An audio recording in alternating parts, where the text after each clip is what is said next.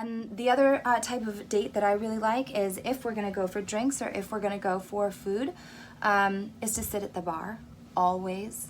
Always, always, always. You can start with drinks at the bar and stay for food. One, because you get personalized attention from the bartender. So you never have to wait for your waiter, you never have to look around. Second is because I don't like having a barrier between me and a person. Even if I don't like them. If I don't like them and I'm sitting next to them at the bar, I just turn my body forward and can turn my face towards them. So I still have, I can still keep myself away from someone if I'm not interested in them. But if I am interested in them, I can turn, I can lean in, I can brush my knees, I can reach over and touch that person. So for me personally, I love sitting at the bar if you're gonna go for drinks and food, again, because that's how you escalate. That's how you escalate to the first kiss. That's how you escalate to sex. That's how you know whether or not someone is a good physical fit for you, is because you do that right there on the first date. So for me, a successful first date, day date, walking date, adventure date, unforgettable. If we're gonna do an evening or a drink food date, sitting somewhere where you can sit side by side. I love when a guy shows up and he smells really good. I'm a very sensual person, so my senses are very important to me, and I think scent is one of the easiest ways to seduce someone or turn them off. So when a guy shows up and he's got a really subtle cologne, there's something very masculine, something that makes me want to draw in closer because it's subtle. I love that. When a man has too strong of cologne or cheap cologne, I swear you guys, one area where you absolutely have to spend money is a really good cologne that works for you, or a deodorant that works for you, because scent is, it is so sexy when it's done right, and it is so bad when it's done wrong. So when a man, very lightly has a scent of cologne around him, super, I love that. A guy has to have really good breath, and not that I need to know that he has good breath when I first meet him, but I do need to know that he doesn't have bad breath. So I went out on a date with a guy, super sweet, very good looking, smart. We had a great phone conversation, good connection, intellectually, had a lot to talk about, but his breath was horrendous. I could smell it from a distance. And so when he wanted to kiss me at the end of the night, it was so embarrassing. It was so embarrassing because I actually really did like the guy. I did. I did really like him, but it was such a turnoff that he had bad breath. I mean, if you know you're going on a date, then you absolutely, for sure, brush your teeth, floss your teeth, what's the swish stuff, do all of that, chew gum, because you want a woman to want you to kiss her. You want her to want to kiss you. I want to be able to, if I'm on a date with someone, if I'm attracted to them, feel free to kiss them and get passionate and sensual if that's what's appropriate. So, yeah. What else? I like when a guy has clean clothes. And I know that sounds weird, but I have gone out with men who had spots and wrinkles and looked like unmade beds. And these are not poor men. These are men with money. These are intelligent men. These are successful, accomplished men. So just because it's common sense doesn't mean it's common practice. But for me, if I see a guy has like dirty clothes on, it's just, I don't know, you want to show that you've put in as much effort to impress as possible. Why? Because that's what us women need to want to have sex with you, right? Being super good looking, having a lot of money, having a big dick. I mean, yes, those things are they are attractive, I won't lie, but they're not that necessary when it comes to attracting a woman. Don't make that mistake of thinking you have to have those things. But what you do have to have is a sense of humor, charm, sex appeal, good social intelligence, strong body language. For me personally, these are all must-haves when it comes to a great first date. So has clean clothes, doesn't look like an unmade bed. I always look at men's hands, always, because that tells me a lot about how he takes care of himself. If he can take care of himself, it means he can take care of me. If he doesn't even take care of himself, there's no hope that he's going to be able to take care of me, sexually or otherwise. I love when a guy has nice hands. What else? And just that initial hello. It will set the tone for the evening, if not for the rest of your relationship. So I love when a man walks in the door or I walk in the door and I just see his eyes light up. I see his energy light up. I see that he is so happy to see me.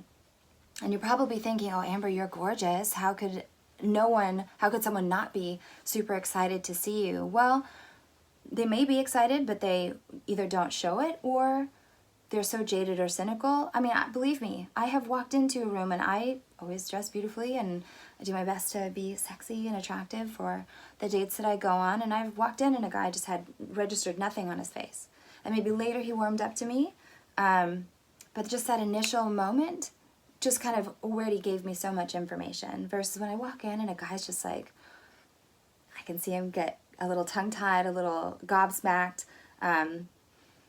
Yeah, I really like that because already I'm like, I feel, okay, he finds me very attractive. Okay, we already have like a good connection just from that first moment. I love when that happens. So yeah, and then how the evening goes. When a guy has great jokes, interesting stories, he loves his job, that's a super big one because you spend most of your time working. And if I'm out with a guy who complains about his coworkers or his job or, oof, and I'm thinking long term, right?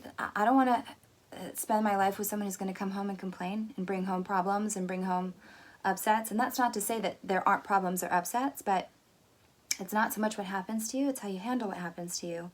So for me personally, I want to be with someone who says, yeah, you know, my job isn't always easy, but I really love the challenge. My job isn't always easy, but I can't imagine doing anything else. Yeah, my job is really difficult, but it's the most fun as well. I listen for those things because it's a turn on, and also it's a sign of a good attitude person. And what else do I like about a date? I love when a man's a gentleman. So if we end up going walking somewhere, he's always on the outside. It's a little subtle thing, but I love when a man, you know, notices that I'm on the outside and puts me inside. It's like an instant turn on for me. What else do I really like? Yes, when a man opens doors. I mean, I understand that there's some ladies who don't, and that's perfectly fine. You just, you know, have to be tune in to what they say yes to and don't say yes to. But for me personally, I love when a man opens doors for me on a car, at a restaurant, when we're walking into a place, just simply because it shows that he's a protector. And it's such a little tiny thing, but it speaks volumes about a man. Because at the end of the day, what us ladies are looking for is a protector, a provider, a man to make us proud, and yes, someone we want to procreate with, right? So if you are watching this on IGTV, or if you watch me on IGTV at Seduction Expert, next week I'm doing a video all about how to make her want you sexually, and that's one of the things that I cover is that, you know, us women are looking for protector, provider, someone to make us proud, and yes, someone we would like to procreate with. Even for those ladies who don't want children, biologically speaking, we still think about, you know, good genes. Yeah, so if a guy opens doors and does things, it means he's taking care of me. And it doesn't cost anything. He doesn't have to drop a bunch of cash. He just has to show that he cares. I like that a lot. Let's see. Yeah, so I already talked about sitting next to each other at the bar, listening to my own body. If I really like someone, I can't help but move in with them. Or move into them. Sorry, not move in with them. That's a little too soon. And then, of course, how the date ends, right? So first kiss. I know there's always a lot of pressure around the first kiss, but if you have been following my tips so far, and if you listen to my dream date, a first kiss it's like we can't wait for it. Why? Because when you are able to sit close to each other at the bar, why am I saying you? Me. My ideal date, if I really like a guy and I'm attracted to him, and all night we've kind of been brushing shoulders, touching arms, looking into each other's eyes, laughing, connecting, talking about things, sharing, things feel easy and comfortable. By the end of the night, I can't wait for him to kiss me. You have to remember that for us ladies, the first kiss is one of the most important. We never forget that, unless it's forgettable, which if you're watching these videos, you don't want to be a forgettable guy. We want that first kiss to be unforgettable. So how you make an unforgettable first kiss is you got to start with all of the lead up before it. So have a fantastic date, warm, comfortable, great energy, good attitude, flirting, sex appeal, all of those things. So for me personally, at the end of the night, if all that was in place, when he leans in, and the first kiss is really important. I've had first kisses where guys kiss me like I'm their grandmother, which is like instant turn off. Even if I liked everything else, that for me is just, okay, A guy who's a good kisser is, for me, a must-have. So when it comes to your first kiss, building anticipation throughout the entire evening is really important. But then when you lean in for it, taking a little bit of a breath, a little bit of a pause, looking into her eyes. I love when a man touches my face or grabs my neck or my head and wants to kiss me and pulls me in. Nose, nuzzles, nudges, whatever that is very sexy. It's super intimate though, so you know that's next level stuff. If you haven't been able to touch her, read proximity, and she isn't into you, that I wouldn't recommend. But for me personally, let's just say again, I love that. So when a man holds my face, comes in close, and just kind of does like a little intake of a breath, and then a good full closed mouth kiss for your very first kiss. Not too hard, definitely not too soft. I find a lot of guys kiss really soft, and maybe that's a personal preference for other ladies, I don't know.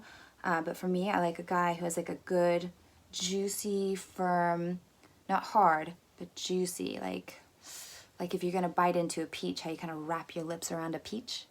That's how you should wrap your lips around a woman. And then good, it's good pressure, a little give and take. And if it's really hot and we're chest to chest and we're hip to hip, then getting into a little tongue action is really hot. But for me, I don't like to rush into anything super physical or super sexual with someone too quickly. So I like when the kiss is really passionate and sexy, but then it's also over and then we go our separate ways. And then I'm really looking forward to next time. So how to make next time happen, or how I like it when a guy makes next time happen. So let's say we've had this amazing kiss and he smells good and I smell good and we just have this amazing chemistry and energy. When he looks at me and says, okay, so what's next? When do I get to see you again? I love when a guy plans a second date on the first date. I love that. And I understand that, you know, some guys prefer a woman to take the lead, and there are absolutely women who will take the lead. But for me personally, I love when a man already starts planning the next date, especially if things obviously have been going very well. Because that's the thing I think a lot of us ladies worry about, is if a date goes great, but then there's nothing on the books. And I think for you guys too, you know, if a date goes great and there's nothing on the books for next time, it's like you have to build that momentum back up again to ask to make something happen, versus if you do it right when like things are juicy and hot, you get an instant yes. If I like the guy and he says, what's next? When can I see you again? I'll say, oh, you know what, next week. I know I'm free Thursday or Friday. So yeah, let's plan something. I'd love to see you. Woo! I love when a guy does that. It makes it easy for me to say yes to him. He already has it on the books. And then he says to me, great, I'll text you and we'll plan something. Great. I can't wait. So that is the anatomy of a great first date for me, and I am so happy to share this with you guys just in time for Valentine's Day. So watch this and rewatch this. If you found some valuable tips, absolutely share it with your friends just in time, because Valentine's Day is one of the most important love days of the year. And I'm sure some of you are thinking, oh, it's bullshit and it's a Hallmark holiday, and that's all fine and good, but I guarantee that attitude is not going to get you laid. So if you at least have the attitude that it's your opportunity to go the extra mile to make her smile, so to do something unforgettable, thoughtful, for you fellas who are in relationships, and flowers are always, how can you go wrong with flowers? You know, making a special meal, going out somewhere, making a thoughtful card, buying a thoughtful card, doing something special around the house that, you know, she's been asking you to do, or that she's mentioned that she wants to do. Just, you know, see Valentine's Day as your opportunity to just make your woman happy, and happy women want to take care of you in kind. So you guys, you know, for all of you, if you want to have sex and have amazing sex lives and love lives and have a lot of success with women, just always come up with ways to make them smile. And even if, you know, it doesn't work out between you two, the thing is that you always did your best. So, you know, if she says no to it, that's her problem. Anyway, this has been a wonderful special episode of In Bed with me, the seduction expert. Happiest Valentine's Day to you all, and I'd love to hear how it goes if you found some of these tips helpful. And until next time, which next week is how to make a woman want you sexually. You do not want to miss that. And until then, ciao for now.